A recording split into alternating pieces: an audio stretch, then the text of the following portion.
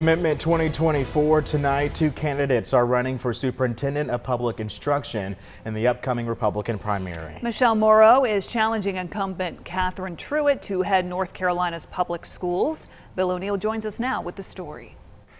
In primary races where the candidates are of the same party, they often share the same views, making it tough for voters to pick and choose. But not in this race. The two Republicans running to head the North Carolina public schools could not be more different. Challenger Michelle Morrow, who describes herself as a conservative activist and homeschool teacher, says North Carolina's public schools prioritize sexually explicit content over reading and math. Such as telling children that they should be sexually active when they're in elementary school. So, sorry, schools are telling young children to be sexually active? Mm-hmm, they are. Yep. I mean, that sounds hard to believe, don't you think? Don't take my word for it. You can go to the Pavement Education Project. The Pavement Education Project Morrow refers to is a conservative book banning group targeting books about sexuality and racism in public schools.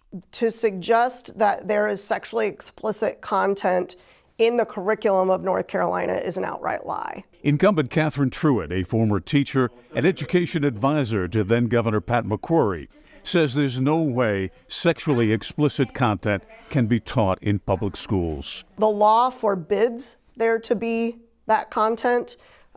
We have very clear sex ed standards that sit in law. Morrow also claims that North Carolina public schools make racially divisive content a priority in the classroom, requiring teachers to undergo questionable training. Train the teachers in how to understand the unconscious bias of white people so that we can more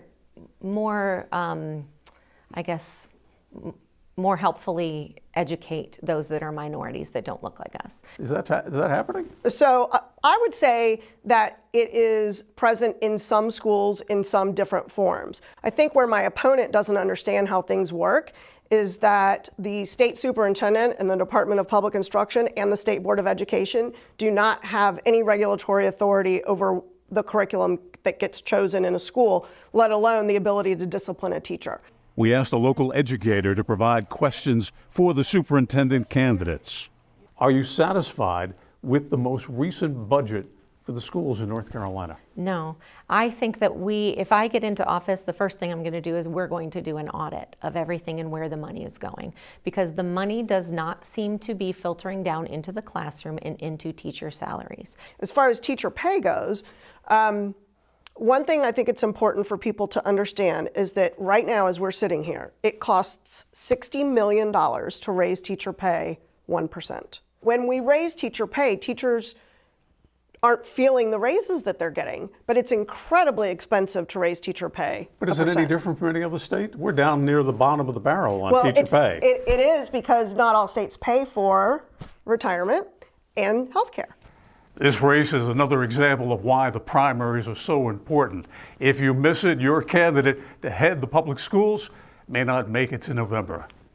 Bill O'Neill, WXII 12 News.